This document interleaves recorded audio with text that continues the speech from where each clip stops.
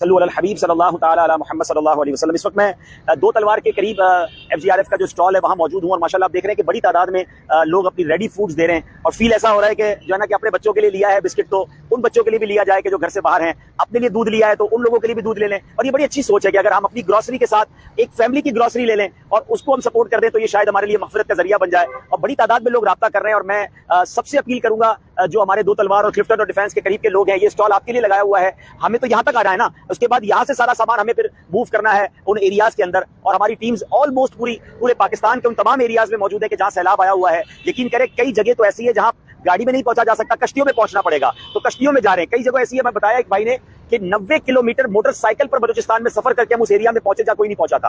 तो अल्हम्दुलिल्लाह मैंने पहले भी अभी थोड़ी देर पहले लाइव ट्रांसमिशन में भी ये बात की थी कि वाई FGRF, क्यों दावत इस्लामी। एक्चुअली बेशक और भी NGOs काम कर रही हैं और जो भी शरीयत के तकाजों के मुताबिक काम कर रहे हैं, अल्लाह सबको बरकत दे, हमारी सबके लिए दुआ है। ये सिर्फ दावत इस्लामी FGRF के बस का काम भी नहीं है। लेकिन FGRF का फायदा यह है कि हम कह सकते हैं कि पाकिस्तान के तकरीबन गांव गोठों शहरों में हमारी कुछ ना कुछ प्रेजेंस मौजूद है, हमारे लोग वहीं के हैं। और आप समझ सकते हैं कि जो मकामी होता है ना, गांव का रहने वाला, गोठ का रहने वाला, वो वहां के डायनामिक्स को समझता है, वहां की प्रॉब्लम्स को समझता है और मुस्तहिकीन को भी जानता है। गांव का रहने वाला है, उसे पता है कि मेरे गांव में कितने लोग थे जो परेशान हो गए। तो हमारा चूंकि जिम्मेदार उसी गांव का रहने वाला होता है, उसी गोठ का रहने वाला होता है, तो वो हमें सही मुस्तहिक तक पहुंचा देता है और उस तक इमदाद पहुंचाना आसान हो जाता है। तो मेरी गुजारिश ये है कि अगर आप ये चाहते हैं कि आपकी रकम मुस्तहिक तक पहुंचे, प्रॉपर पहुंचे, और खास तौर पे जो ज़कात दे रहे हैं, देखें आपकी ज़कात हमारे लिए जहां राहत का सबब है वहां हमारे लिए थोड़ी डिफिकल्टी का सबब भी है। क्योंकि जब आप ज़कात हमें दे देते हैं तो अब हम पर जिम्मेदारी आ जाती है कि ये ज़कात की रकम हमने कहां पहुंचानी है। जाहिर है कि बहुत सारी ज़कात की शराइत हैं, ज़कात मुसलमान को दी जा सकती है, ज़कात मुस्तहिक को देनी पड़ेगी, यानी इतनी डिफिकल्टीज है जिसको हम अपने मुफ्तियान किराम से चेक करके तकसीम कर रहे हैं। कि मिसाल के तौर पर ऐसा भी हुआ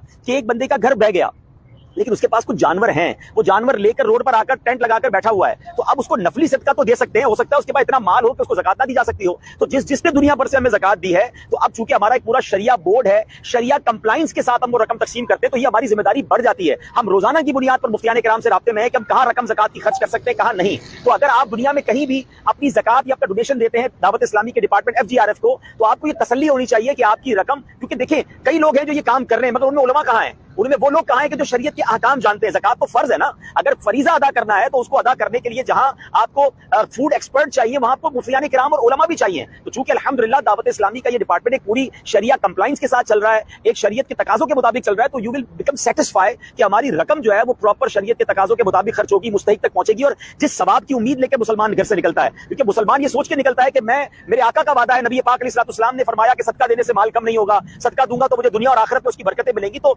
अगर वो शरई तौर पर डिस्ट्रीब्यूट होंगी तो मिलेंगी ना। तो ये सब चीजें बहुत सोचनी है और हमें ये अल्हम्दुलिल्लाह सेटिस्फिकेशन FGRF के थ्रू हो जाती है। अभी थोड़ी देर कल परसों कोऑपरेटिव मार्केट से माशाल्लाह लोगों ने ऐलान किया कि हम अपना स्टॉक जो है वो FGRF को देना चाहते हैं। तो मैंने उनसे भी अर्ज किया कि लाखों रुपए का वो स्टॉक आप हमें दे रहे हैं, हमें स्टॉक की जरूरत नहीं है, हमें कैश दे दें, हमें अनाज दे दें जिसकी जरूरत है। देखिए अभी राइट नाउ 3 चीजों की बहुत शदीद जरूरत है, एक टेंट की, दूसरा खाने की और तीसरा उनको दवाइयों की। हमने अपनी मेडिकल टीम्स रवाना कर दी हैं, हमारे लोग अनाज लेके पहुंच रहे हैं और टेंट्स के ऑर्डर भी हमने दे दिए। हजारों टेंट पहुंच चुके हैं और हजारों टेंट्स इंशाल्लाह बन रहे हैं। तो ये 3 चीजों की जरूरत है। इसके अलावा कैश की रकम, जाहिर कैश किसी को दे देंगे तो उसको जो चाहिए वो बेचारा ले लेगा। और अगला स्टेप जो होगा मेरे प्यारे इस्लामी भाइयों, वो होगा 1 महीने के बाद।